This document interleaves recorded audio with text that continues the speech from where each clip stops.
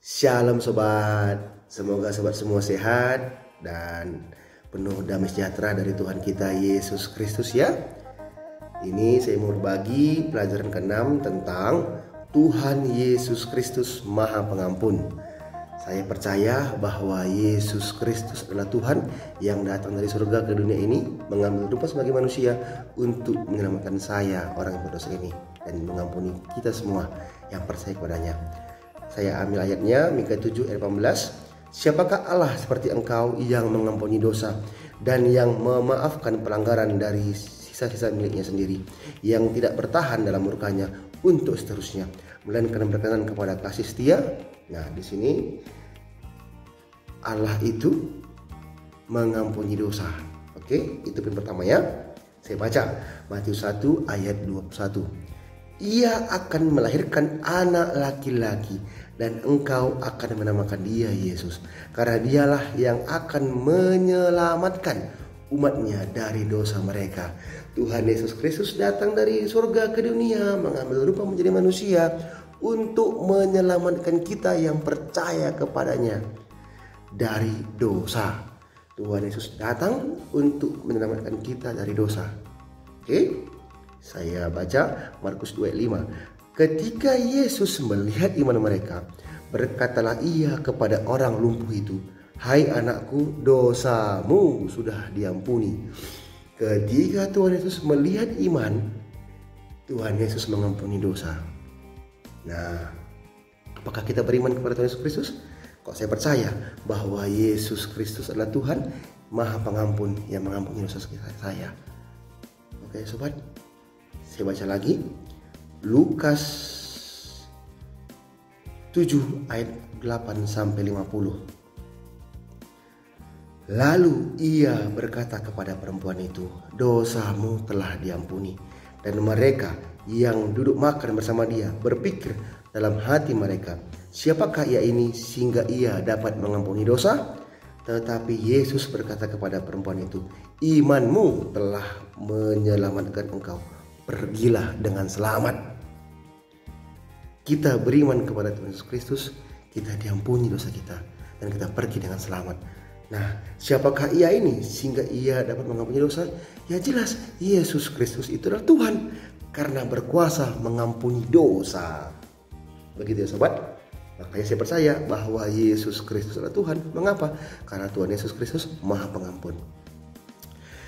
Nanti teman-teman bisa baca perikop lengkapnya ya. Ini saya ambil sebagian ayat supaya menghemat waktu. Oke. Yohanes 8 ayat 11 sampai 12. Jawabnya, "Tidak ada Tuhan." Lalu kata Yesus, "Aku pun tidak menghukum engkau. Pergilah dan jangan berbuat dosa lagi mulai dari sekarang." Maka Yesus berkata pula kepada orang banyak, katanya, "Akulah terang dunia. Barang siapa mengikut aku, ia tidak akan berjalan dalam kegelapan, melainkan ia akan mempunyai terang hidup." Tuhan Yesus adalah terang dunia. Nah, jadi setelah kita diampuni oleh Tuhan Yesus Kristus, jangan berbuat dosa lagi. Kenapa? Karena kita sudah ditebus oleh Tuhan Yesus Kristus. Jangan berbuat dosa lagi. Jangan menjadi hamba dosa. Tetapi jadilah anak-anak Tuhan. Kan gitu ya. Bukan anak-anak iblis yang suka melakukan dosa. Oke? Setelah kita percaya kepada Yesus Kristus sebagai Tuhan dan Juru Selamat kita percaya, maka dosa kita diampuni dan jangan berbuat dosa lagi. Itu loh. Matius 5 ayat 48 ya. "Haruslah kamu sempurna sama seperti Bapamu yang di surga adalah sempurna." Kan gitu ya. Nah, kita baca lagi Roma 3 ayat 23 sampai 24. "Karena semua orang telah berbuat dosa dan telah kehilangan kemuliaan Allah, dan oleh kasih karunia telah dibenarkan dengan cuma-cuma karena penebusan dalam Kristus Yesus." Mengapa Tuhan Yesus Kristus rela disalib? Untuk menebus dosa kita sobat. Karena semua orang telah berbuat dosa dan telah kehilangan kemuliaan Allah, dan oleh kasih karunia telah dibenarkan dengan cuma-cuma karena penebusan dalam Kristus Yesus. Tuhan Yesus telah menebus kita sobat. Bukan perbuatan baik gitu loh.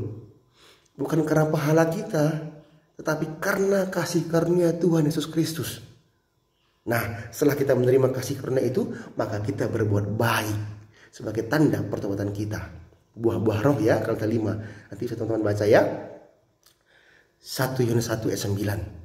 Jika kita mengaku dosa kita, maka Ia adalah setia dan adil, sehingga Ia akan mengampuni segala dosa kita dan menyucikan kita dari segala kejahatan.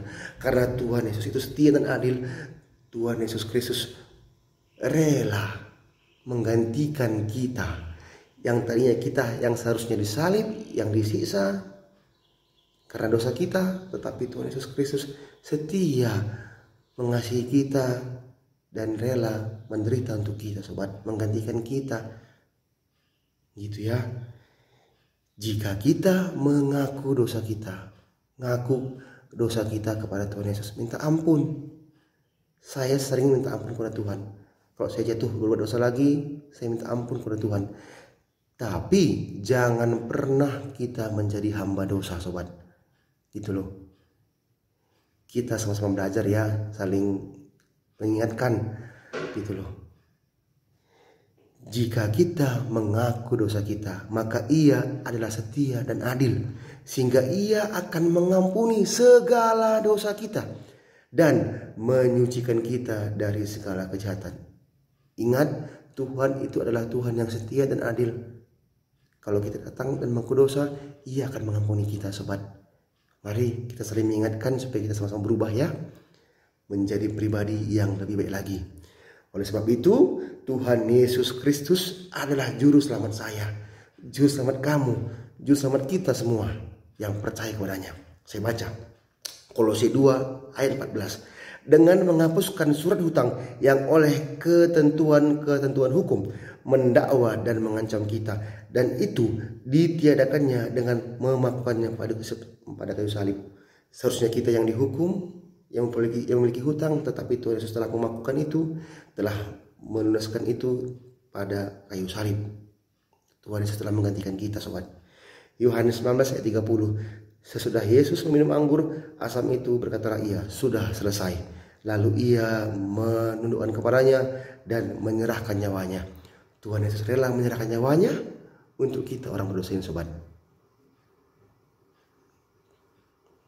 Seharusnya kita yang menderita, seharusnya kita yang dihukum, tetapi Tuhan Yesus telah menggantikan kita. Mari kita sama-sama saling mengingatkan, saling membangun untuk berbuat baik, sobat. Menjadi bukti bahwa kita telah percaya dan menerima Yesus Kristus sebagai Tuhan dan Juru Selamat kita. Yang terakhir saya baca, sobat, Kisah Para Rasul 4 ayat 12. Dan keselamatan tidak ada di dalam siapapun juga selain di dalam Dia, sebab di bawah kolong langit ini tidak ada nama lain yang diberikan kepada manusia yang olehnya kita dapat diselamatkan. Hanya Yesus Kristus yang dapat menyelamatkan kita, sobat. Oke, semangat berbuah, semangat kita ya, sobat, menjadi anak terang ya. Mohon maaf kalau ada salah-salah kata. Nanti ayat-ayat ini bisa teman-teman baca semuanya. Nanti akan saya tulis juga di deskripsi ya, supaya bisa baca berikut lengkapnya semuanya. Oke, sobat, selamat berbuah. Tuhan Yesus memberkati kita. Haleluya, puji Tuhan Yesus. Amin. Shalom.